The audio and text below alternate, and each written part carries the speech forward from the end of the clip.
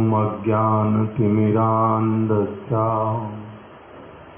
ज्ञानाञ्जनशलाकया चक्षुरुन्मीलितं येन तस्मै श्रीगुरवे नमः।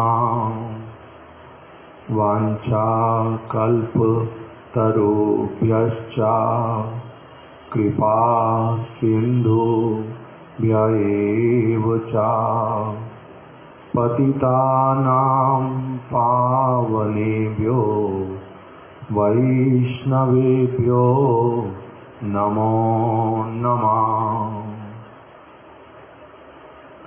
कृष्णदास कविराज रसिर भंडारी यतने राखिला कृष्ण प्रेम हेम कुंड भरी।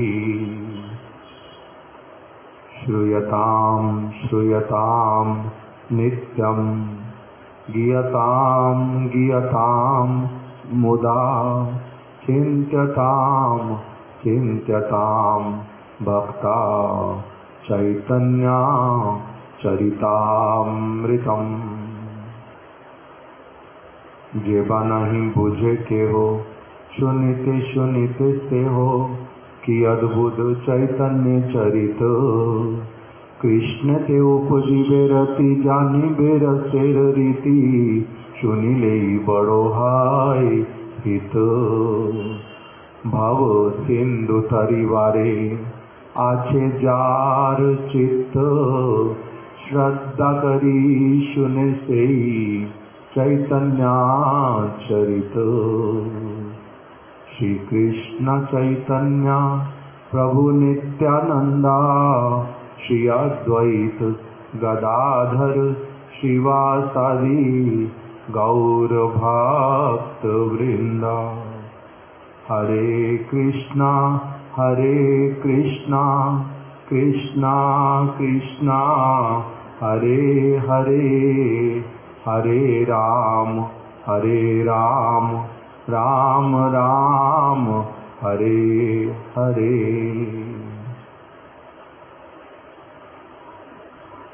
श्री चैतन्य चरितामृत मध्य लीला द्वादश परिचय। हम लोग प्रातःकाल कुछ दिनों से गुंडीचा मंदिर मार्जन, ये जो श्री गौरांग महाप्रभु ने जगन्नाथ रथ यात्रा से पूर्व गुंडीचा मंदिर, उसका जो मार्जन करने का सेवा स्वयं मांग करके लिया और फिर बड़े ही सुष्ठु रूप से मंदिर का मार्जन स्वयं करने लगे और भक्तों से भी करवाने लगे। कृष्ण कृष्ण नाम सदैव उच्चारण करते हुए मुख में कृष्ण नाम, हाथों से मंदिर का मार्जन, ऊपर नीचे अंदर बाहर पूरे मंदिर को अच्छी तरह से साफ किया। सब और कृष्ण कृष्ण नाम सुनाई देता है और सभी वस्तुएं लेने और देने में घड़ा देना है, जल से भरा हुआ घड़ा लेना है, झाड़ू देना है, झाड़ू लेना है, सब चीज में क्या हो गया? कृष्ण कृष्ण संकेत बन गया। ये नाम ही सब और कृष्ण नाम। महाप्रभु ने मंदिर को इस प्रकार से साफ कर दिया मानो उन्होंने अपने हृदय को ही वास्तविक रूप में बाहर में प्रकटित कर दिया हो। इतना स्वच्छ कर दिया। जिस तरह से उनके मन को अच्छा लगता था उतना तक करते गए करते गए करते गए, अच्छी प्रकार से किया। ये किसका मंदिर है? ईश्वर का, ये उनका अपना अंतःपुर। इसलिए इसको जितना अधिक टॉप मोस्ट जो सेटिस्फैक्शन वो जब तक प्राप्त नहीं हुआ तब तक महाप्रभु परिष्कार करते ही रहे। जिन्होंने अच्छी तरह से सेवा कार्य किया, महाप्रभु ने उनका पवित्र प्रशंसन किया, प्रशंसा, पवित्र प्रशंसा, उनको शाबाशी दी, उनको उत्साह प्रदान किया, उनके प्रति प्रसन्न हुए। जिन्होंने अच्छा नहीं किया उनके प्रति पवित्र भर्त्सन किया, उनको डांट डपट दिया, उनको कहा तुम अपना समय नष्ट कर रहे हो, क्यों नहीं अपने शरीर को ठीक से चलाते, मन लगा करके काम क्यों नहीं करते, इसमें लाभ जो है तुम्हारा अपना है, भगवान का अथवा मेरा किसी का इसमें कुछ आता और जाता नहीं है। इस प्रकार से उनका पवित्र भर्त्सन किया और जो अच्छे से कर पा रहे थे उनको आज्ञा प्रदान कर दी कि आप सभी क्या करो, जैसा आप अच्छी तरह से कर रहे हो उसी तरह से अन्यों को भी सिखलाओ, ये मेरी आज्ञा है तुम्हारे प्रति। और दूसरों को क्या कहा, इनसे सीख ले लो, अपने आप से जब नहीं कर पा रहे हो ठीक से कम दूसरे को देख करके सीख लो, अगर देख करके नहीं सीख पा रहे हो तो पूछ लो कैसे करें। इस प्रकार से उनको सबको निर्देश दिया। फिर हम लोगों ने श्रवण करना प्रारंभ किया कि किस प्रकार से किसी एक भक्त ने जो गौड़ देश से आए थे, स्वरूप दामोदर गोस्वामी जी को जानते थे और उन्हीं के साथ में ही गुंडीचा मंदिर मार्जन करने के लिए आए थे। उन्होंने मंदिर के भीतर में गौरांग महाप्रभु के चरणों के ऊपर जल डाल दिया जानबूझ करके, और फिर उस जल को लेकर के पान कर लिया। इसको देख करके महाप्रभु क्रोधित हुए।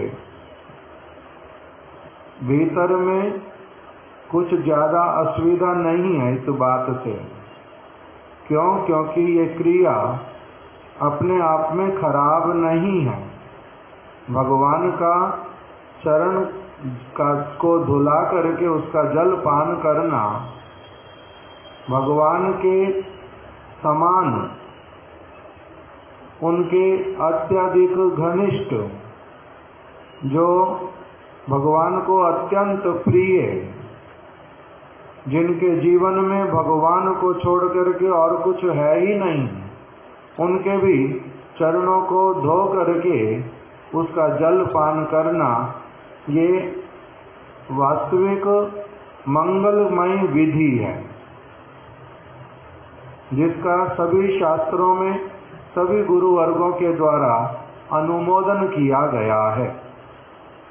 किंतु महाप्रभु ने भीतर में इस क्रिया का अनुमोदन करने पर भी बाहर में, क्योंकि भगवान का मंदिर में चरण अभिषेक करवाना निषेध नहीं है और महाप्रभु स्वयं भगवान है, इसलिए उसमें कोई असुविधा नहीं थी। किंतु महाप्रभु इस समय जो अभिनय कर रहे हैं वो कौन से वाला है, लीला कौन सी कर रहे हैं, एक भक्त की। और कौन से भक्त की,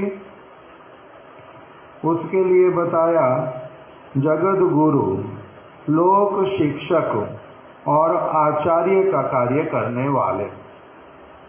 आचार्य का कार्य कर रहे हैं, लोक शिक्षक हैं, जगत गुरु हैं। इसलिए उनके मन में भावना क्या है, कि मैं भगवान का एक विभिन्न अंश जीव मात्र हूँ।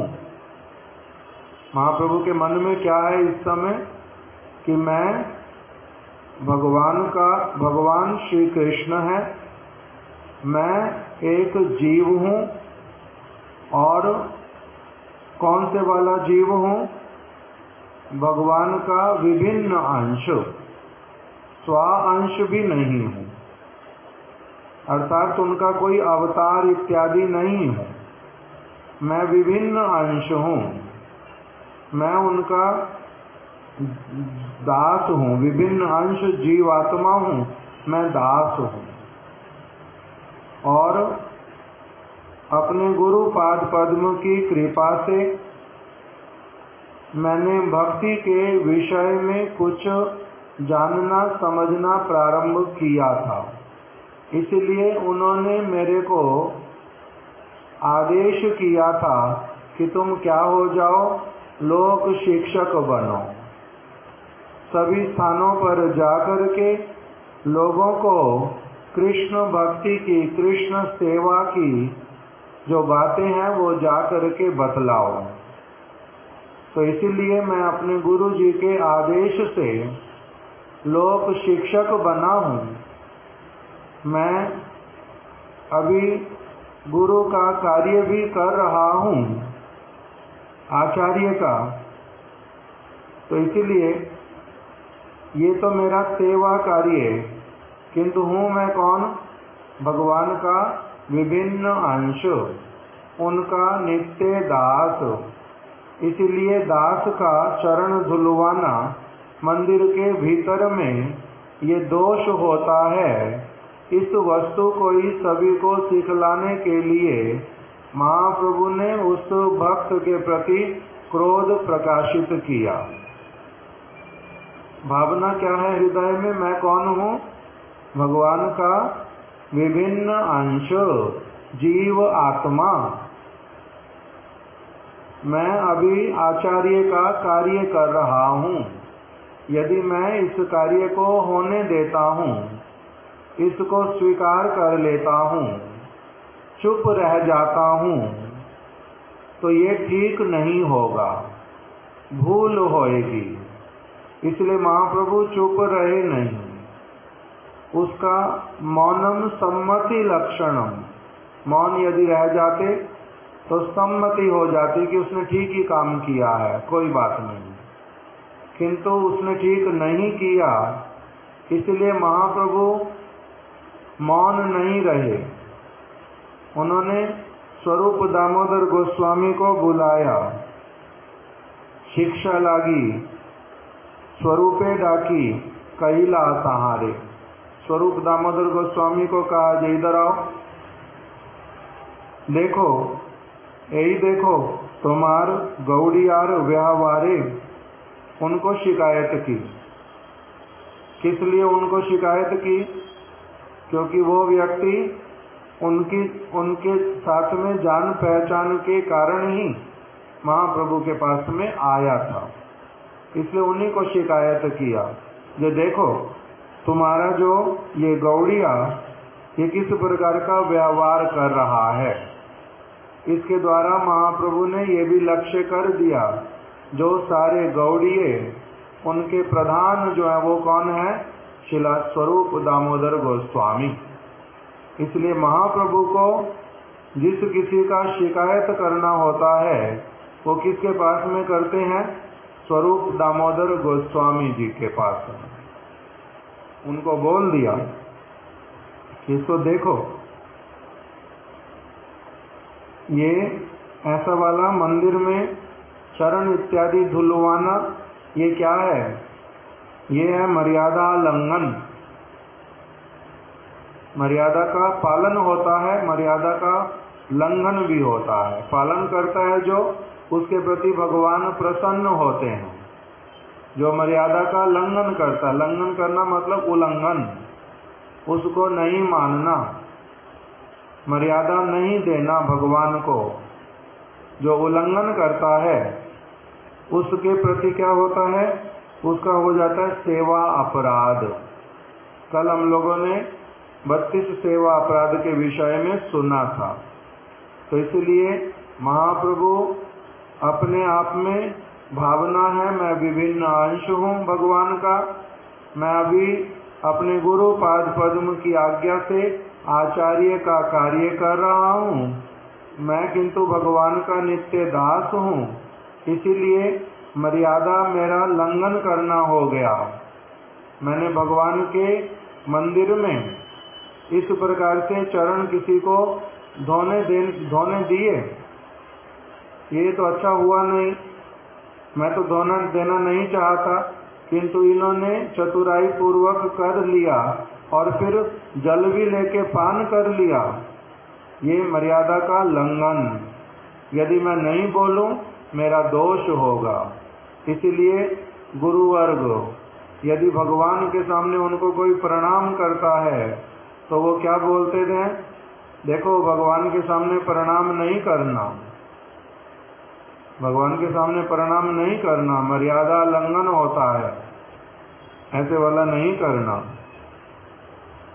इसलिए महाप्रभु ने बोल दिया कि ऐसा करने से जीव का सेवा अपराध होता है। सेवा अपराधों के लिए सावधान रहना चाहिए। अपराध होने का अर्थ जिसके द्वारा मर्यादा लंघन हो जाता, जिसके द्वारा भगवान की अप्रसन्नता होती है, जिसके द्वारा भगवान को कष्ट पहुंचता है। इसलिए कह रहे ईश्वर मंदिर मोर पद धोआइला, सही जल आपनी लैया पान कैला। यही अपराधे मोर कहाँ अबे गति, तोमार गौड़िया करे ऐसे को दुर्गति। इस अपराध के कारण मेरी क्या गति होएगी, इसका महाप्रभु को चिंता है। बुद्धिमान व्यक्ति वो चिंता करता है कि यदि मैं नाम अपराध, सेवा अपराध, धाम अपराध, वैष्णव अपराध यदि मैं करूँगा तो इसके द्वारा मेरी हानि होएगी। भगवान मेरे प्रति रुष्ट होएंगे, अपने निकट में मेरे को नहीं बैठने देंगे, मेरी सेवा स्वीकार नहीं करेंगे। उनका नाम पुकारने पर भी वो मेरे पास में नहीं आएंगे। इसलिए भय करता है व्यक्ति। कौन?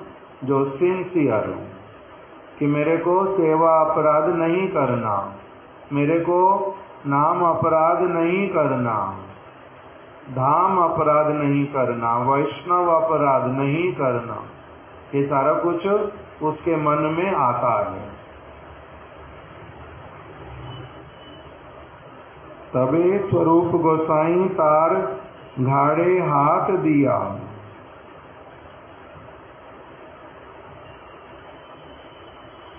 महाप्रभु ने जो मूर्ख लोग, सारथी बाबा, आसाराम बापू, उनके चेले, इन निर्बोध मतलब बुद्धिहीन, कुछ भी नहीं जानने वाले मूर्ख व्यक्ति, ऐसे व्यक्तियों को सेवा अपराध से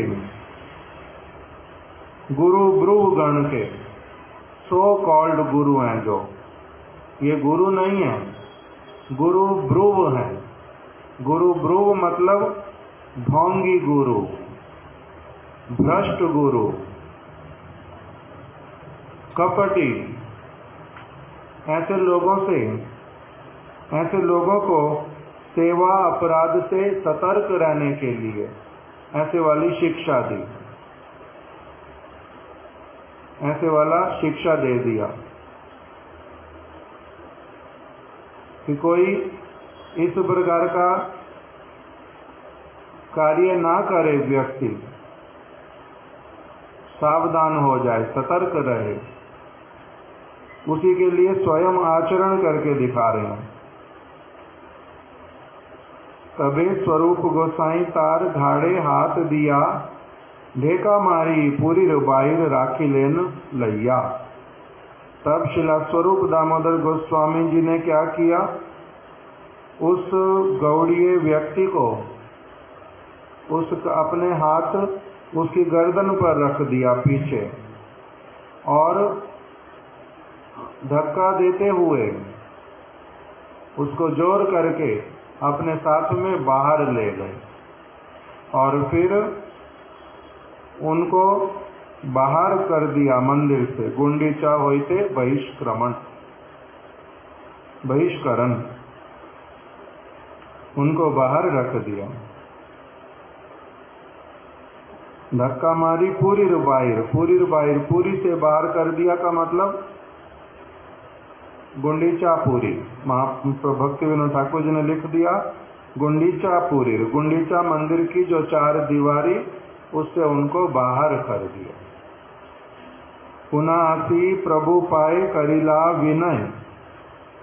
स्वरूप दामोदर गोस्वामी जी आ गए और महाप्रभु के चरणों में उन्होंने विनय करते हुए प्रार्थना की, अज्ञे अपराध क्षमा करिते युवाय। हे प्रभु, वो व्यक्ति अज्ञ था, जानता नहीं था कि ये वाला काम मंदिर में नहीं करते, अज्ञ व्यक्ति है। इसलिए अज्ञ व्यक्ति से यदि कोई अपराध हो जाए उसको क्या करना पड़ता, क्षमा करिते युवाय। उसको क्षमा करना ही शोभा देता है, क्षमा करना ही उचित है। इस प्रकार से महाप्रभु के चरणों में आके स्वरूप दामोदर गोस्वामी जी ने प्रार्थना की कि वो व्यक्ति कौन है प्रभु, अज्ञ, और उससे जो दोष हुआ, अपराध हुआ, उसको आप क्षमा कर दो। अज्ञे अपराध क्षमा करिते युवाय। अज्ञ व्यक्ति के अपराध को क्षमा कर देना ही उचित है प्रभु, यही अच्छा लगता है। तबे महाप्रभुर मने संतोष होइला। तब महाप्रभु के मन भी संतुष्ट हो गया, अब क्रोध मन से चला गया। सब लोगों ने सुन लिया कि वो अज्ञ व्यक्ति है, उसने ऐसा काम किया है, किंतु विज्ञ को कभी नहीं करना चाहिए। और अगर कोई विज्ञ व्यक्ति भी ऐसा कार्य करता है तो मैं उसके प्रति रुष्ट होता हूँ, उसको मैं अच्छा मानता नहीं। उस व्यक्ति का सेवा अपराध होता है, वो मेरे को भी उल्टा अपराध के पंख में निमज्जित करता है। ये सारा कुछ सबने सुन लिया, समझ लिया, बात को धारण कर लिया। तब महाप्रभु अभी क्या हो गए, संतुष्ट हो गए। सारी करी दुई पाशे सवारे बशाइला।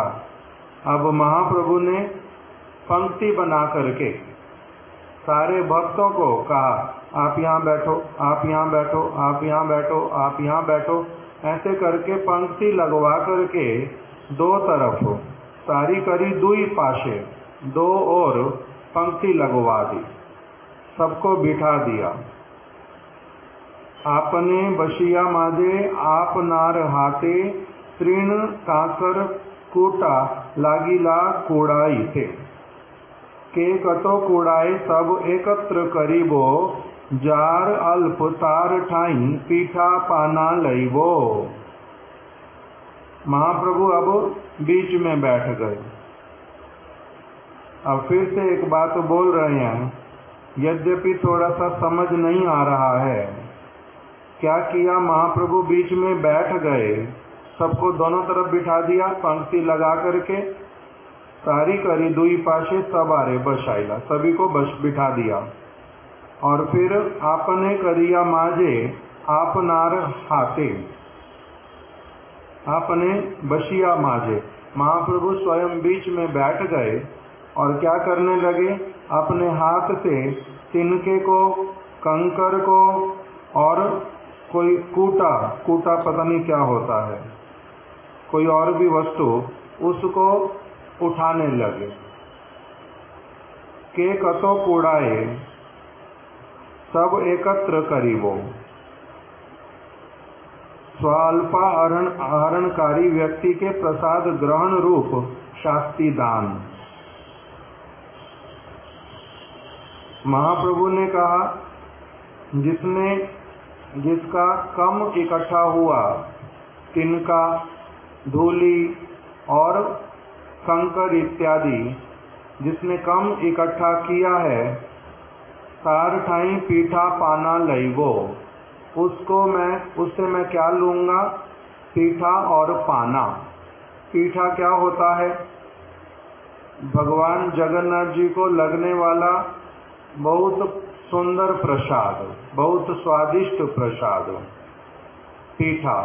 और पाना, पाना होता है जिसमें दूध को बहुत अच्छी तरह से काढ़ करके रबड़ी जैसा बना देते हैं, और उसके बीच में फिर जो हम लोगों का गुजिया जैसा होता है, उसको तलते नहीं हैं, बल्कि उसको दूध में पकाते रहते हैं, उसको तो कहते हैं पाना।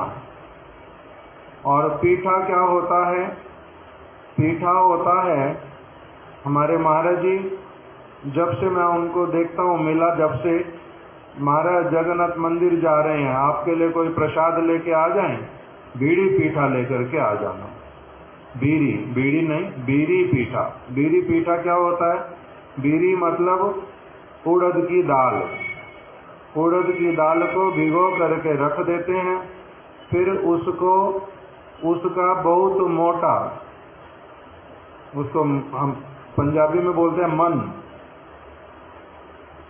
एक प्रकार का मोटा रोटी, बहुत रोटी मोटी, उसमें अच्छे से घी डाल करके, मिर्ची डाल करके, जीरा डाल करके, ना जाने क्या क्या उसमें डालते हैं, उसको उस प्रकार मीठी रोटी बनाते हैं लोग, बहुत मोटी मोटी वाली, किंतु ये नमकीन, इसको बोलते हैं पीठा।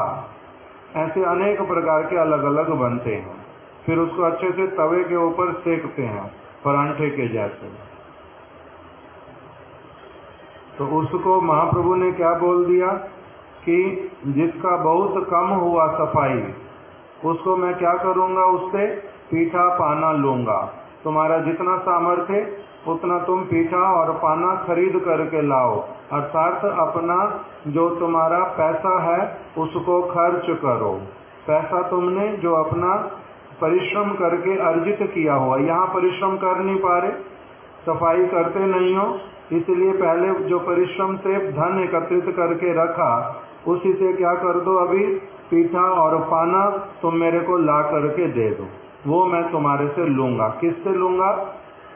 जिसने सफाई अच्छे से नहीं की है, उससे पीठा पाना लूंगा।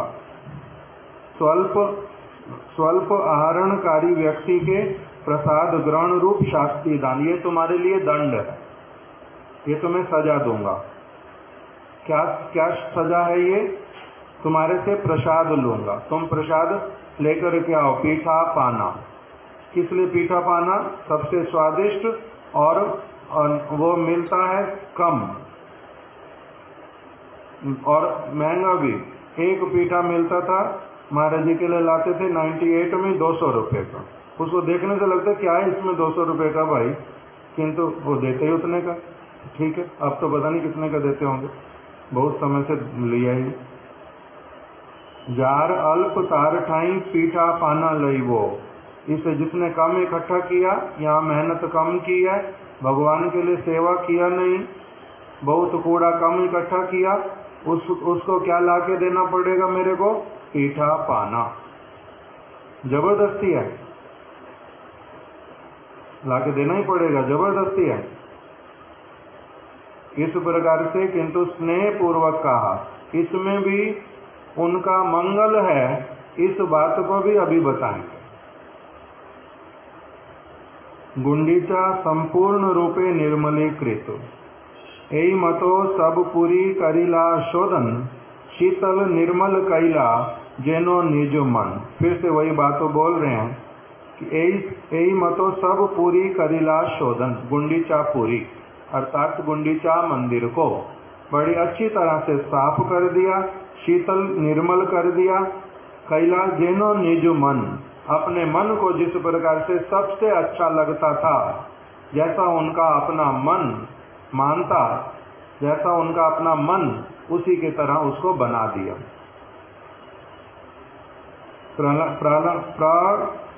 प्रणालिका छाड़ी यदि पानी बहाइला, नूतन नदी जनो समुद्रे मिलिला। बाहर जब गुंडीचा मंदिर के सबसे बाहर नाली में, तो जब नालियां खोल दी, पानी सारा बाहर चला गया, तो उससे क्या हुआ, इतना पानी बाहर गया जैसे लगा कि अभी इसमें ये क्या बन जाएगा, नदी बन जाएगी और समुद्र में जाकर के मिलेगी। यही मतो पूर्व द्वार आगे पथो पथ जतो, सकल शोधिला ताके वर्णिबे कतो। अब कविराज गोस्वामी जी प्रसंग को समाप्त करते हुए कह रहे हैं कि महाप्रभु अब बाहर आ गए मंदिर के, और जितने सारे द्वार उस मंदिर के, उन सारे मंदिरों के द्वारों के आगे भी मार्ग बहुत दूर दूर तक अच्छी तरह से साफ कर दिया। कह रहे कितना सब सकल शोधिला, कितना उन्होंने सफाई की, कहां कहां तक जा करके, इसके विषय में मैं और कितना वर्णन करूं, कितना वर्णन करूं। इस प्रकार से कह करके इस प्रसंग को संपूर्ण किया। उसके आगे और कुछ बताएंगे, किंतु इसी स्थान पर ही श्रील प्रभुपाद जी ने अपनी अनुभाष्य दिया, पूरे अध्याय का सार लिख करके नाम क्या दिया उसको प्रभुपाद जी ने, गुंडीचा मंदिर मार्जन, गुंडीचा मार्जन लीला रहस्य। गुंडीचा मार्जन लीला रहस्य, ये गुंडीचा मार्जन की जो लीला महाप्रभु ने की है, इसका रहस्य क्या है, उसको श्रील प्रभुपाद जी ने 2 पृष्ठ में पूरा लिख करके दिया है। अभी हम लोग उसको पढ़ेंगे, किंतु उससे पहले अभी जो विषय आ गया था, उसके जो महाराज जी हमारे बोलते थे कि महाप्रभु ने कहा पीठा पाना तुमसे लूंगा, जिन्होंने क्या किया है, कम परिश्रम किया है।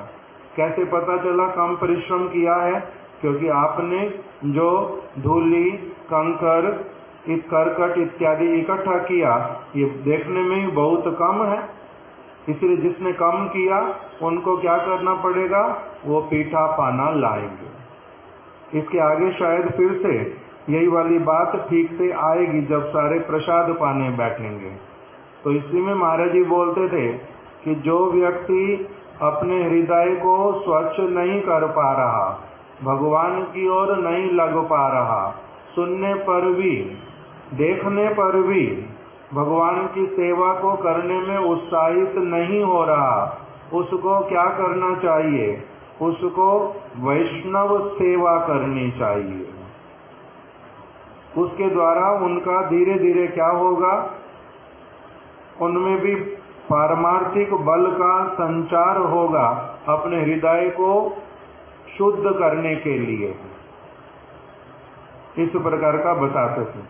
और जब प्रसाद सारे लोग ले आए, पीठा पाना इत्यादि, महाप्रभु बैठ गए पाने के लिए, तब भी महाप्रभु ने फिर वहां पर एक बात बोली, बहुत महाप्रभु केयरफुल। उन्होंने क्या कहा, पीठा पाना आया है बहुत, ये ठीक है, किंतु ये क्या करो, भक्त गणे देव पीठा पाना, जो भक्त लोग हैं उन सबको पीठा पाना देना।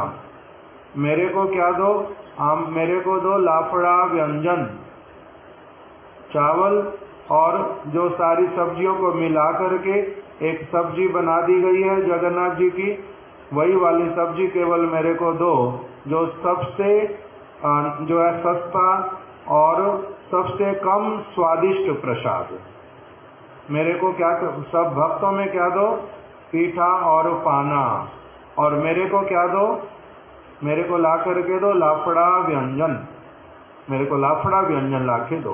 कारण क्या है, सब महाराज जी वहां पर बताते हैं कि कहीं ये लोग अभी हैं अज्ञ, परिश्रम कम कर पा रहे हैं, अपने ही इनका अभी बहुत अनर्थ है, ये सुन करके कि मैंने पीठा पाना इनसे मांगा, इनके मन में ये दो भावना ना आ जाए कि मैं अच्छा अच्छा खाने का लालची हूँ, मेरी जीवा का लोभ है ये पीठा पाना खाने का, इसलिए बहाना बना करके केवल कह रहा हूँ कि तुम सेवा नहीं कर पाते ठीक से, देख करके भी नहीं कर पा रहे हो, इसलिए तुम सेवा करनी प्रारंभ करो, धीरे धीरे तुम्हारा भी भक्ति राज्य में आगे बढ़ना हो जाएगा।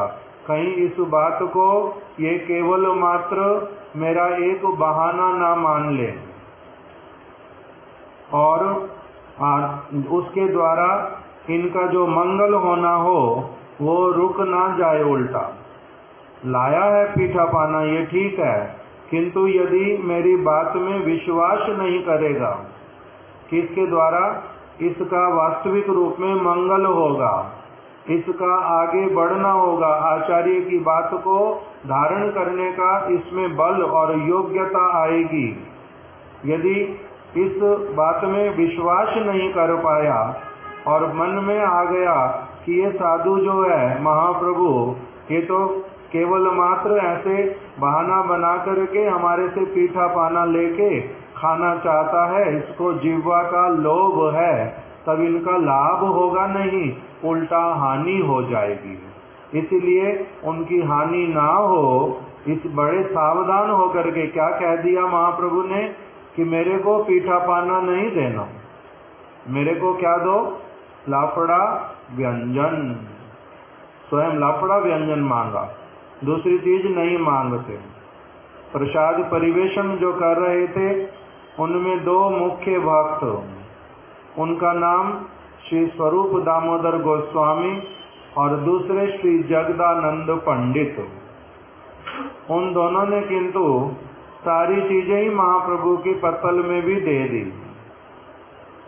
जब दे रहे हैं तब महाप्रभु देख करके कि मैंने मना किया था ना पीठा नहीं देना, मैंने मना किया ना, निषेध किया तुम्हारे को पाना नहीं देना, फिर क्यों मेरी पत्तल में वही चीज भी डालते जा रहे हो। तब स्वरूप दामोदर गोस्वामी जी वो बड़े प्रेम से बोलने वाले, उनका बोलने का पद्धति अलग, जगदानंद पंडित के बोलने का पद्धति अलग, उसके द्वारा उन दोनों का अपना स्तर भी पता चलता, उन दोनों का स्वभाव भी उसके द्वारा पता चलता, और महाप्रभु किस प्रकार से उनकी वस्तुओं को लेते हैं वो भी पता चला। जगदानंद पंडित क्या करते हैं, जगदानंद पंडित झूठ बोल देते हैं। क्या बोल दिया झूठ कि आपके आगे बैठे अद्वैताचार्य नित्यानंद प्रभु, आपके आगे बैठे ब्रह्मानंद भारती, आपके आगे बैठे परमानंद पुरी, उनके पत्तल में डालते डालते मैं भूल ही गया कि आपकी पत्तल में देना नहीं है, इसलिए आपकी पत्तल में भी चला गया। अभ्यास है तो सबको देता जा रहा हूँ, तो आपकी पत्तल में भी डाल दिया, अभ्यास अवस्था डाल दिया। इस प्रकार से बोल करके छल करके दे दिया। इनका बोला छल से दिया। किसने छल करके दिया? जगदानंद पंडित ने छल करके दे दिया। जानते हैं मन में कि इन्होंने मना किया हुआ और स्मरण है अच्छी तरह से नहीं देना पत्ते में, किंतु तब भी दे दिया, देने की इच्छा है और दे दिया, छल पूर्वक दिया। किंतु क्या कहा? सबको दे रहा था, आपकी पत्तल में भी डाल दिया, भूल गया आपने मना किया है, छल पूर्वक दे दिया। और स्वरूप दामोदर गोस्वामी कैसे देते हैं? स्वरूप दामोदर गोस्वामी आ गए, कुछ आगे वाले भक्तों को पहले दे करके जब महाप्रभु के सामने पहुंचते हैं तब उनको बोलते हैं, जी मैं तो जानता हूँ आपने मना किया, पीठा आपको देना नहीं है, पाना आपको देना नहीं है, किंतु थोड़ा सा तो कम से कम लो, देखो तो सही कि जगन्नाथ जी ने कितना अच्छी प्रकार से इस प्रसाद को पाया है। जगन्नाथ जी का प्रसाद है, इसे थोड़ा सा तो कम से कम लो, जीवा पर रख करके तो देखो। इस प्रकार से कह के उन्होंने दे दिया। उसका नाम क्या दिया? उन्होंने दिया बल से। बल, किस चीज का बल? प्रसाद का नाम दे दिया, ये महाप्रसाद, ये जगन्नाथ जी ने पाया है, थोड़ा सा तो लेना ही चाहिए, इसको नहीं लोगे ये तो ठीक बात नहीं है। तो इस प्रकार से कह करके दिया, उसके ऊपर जोर करके कोई बात तब दे दिया। तो वहां पर बता दिया, छल से बल से स्वरूप दामोदर और जगदानंद पंडित ने महाप्रभु को वो वाली वस्तु जो उन्होंने निषेध की थी, वो पीठा पाना भी उनके पत्तल में दे दिया। तो फिर आगे कविराज गोस्वामी ने पूछा, क्या इसके द्वारा उनका अपराध हुआ? क्या इसके द्वारा महाप्रभु क्रोधित हुए? महाप्रभु का रोष हुआ या नहीं हुआ? तो कहते महाप्रभु का रोष हुआ नहीं। किस लिए? क्योंकि ये दोनों भक्त जानते हैं अच्छी तरह से कि महाप्रभु ने निषेध क्यों किया था।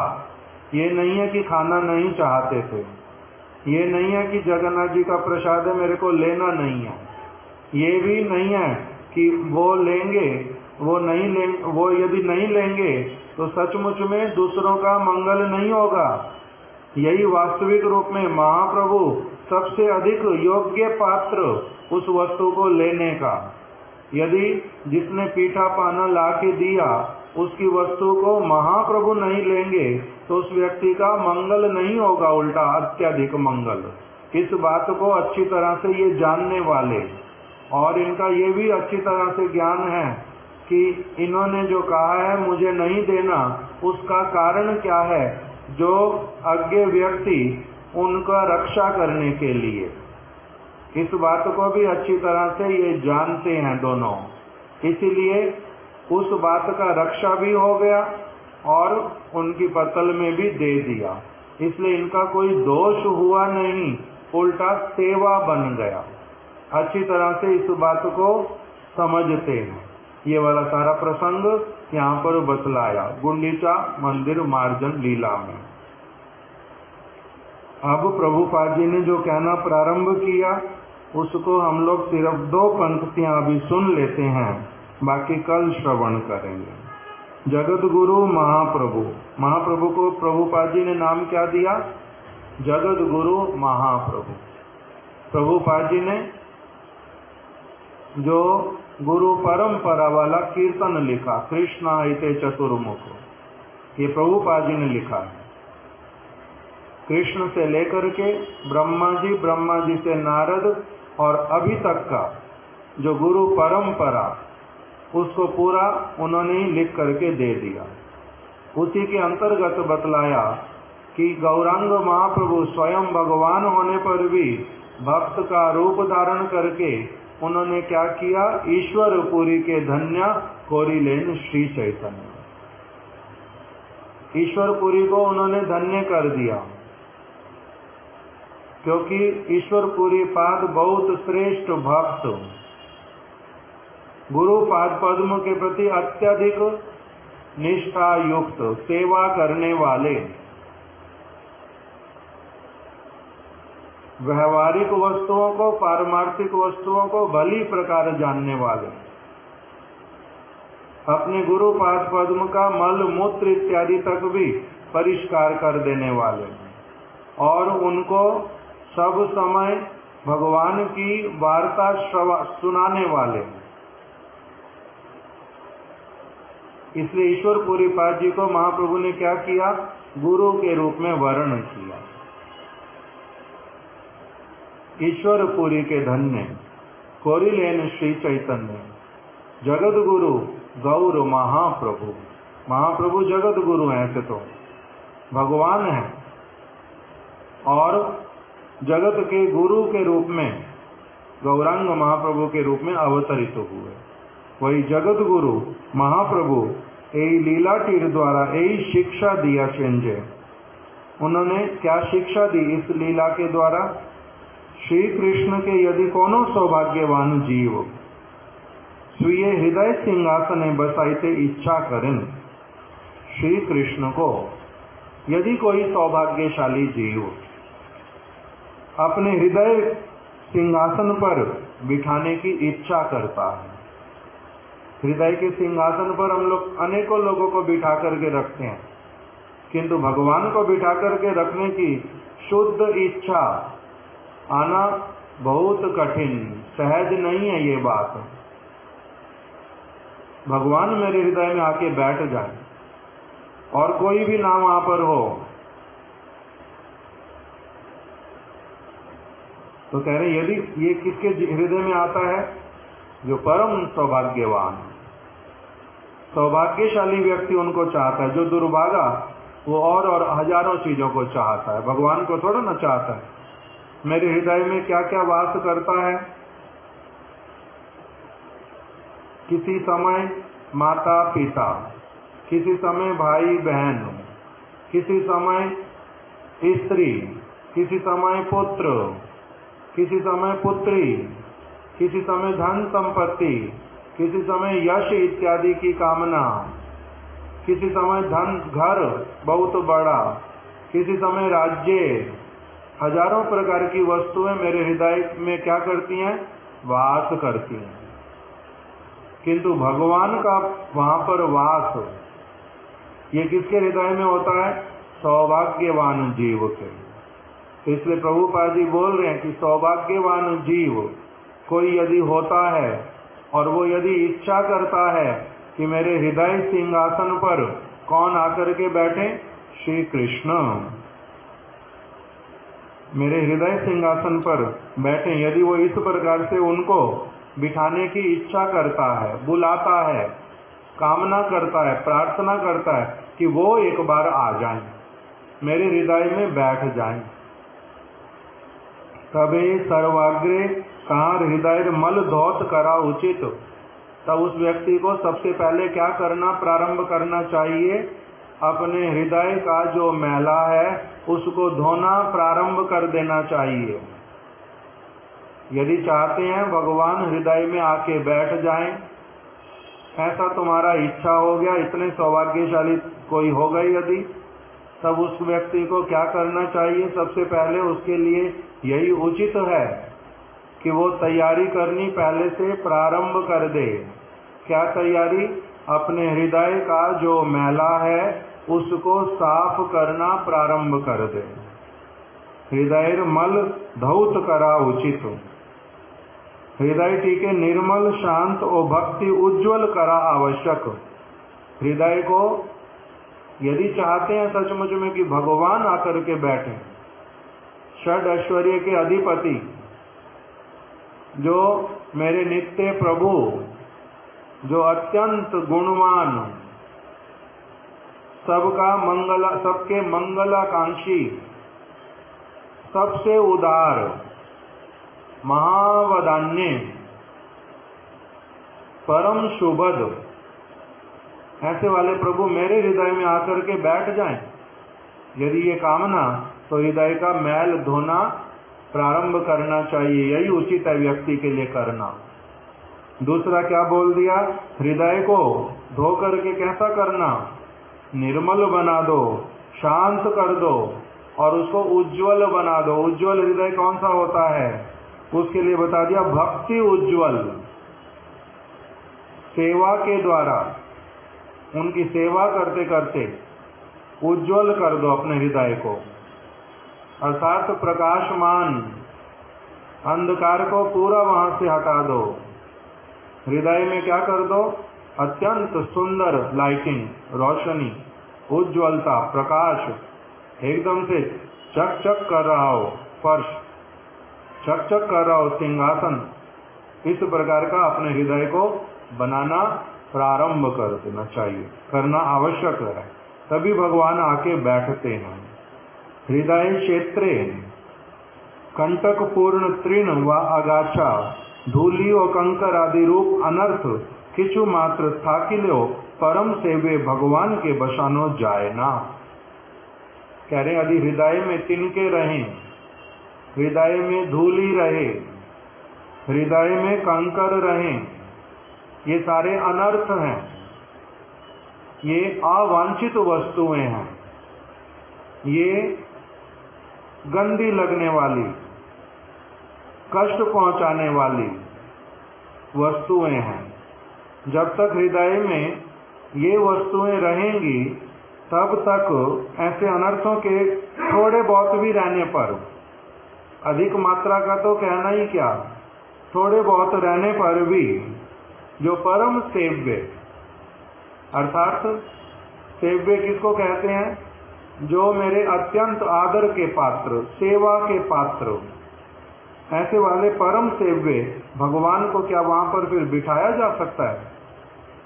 भगवान को कैसे बिठाएंगे वहां पर?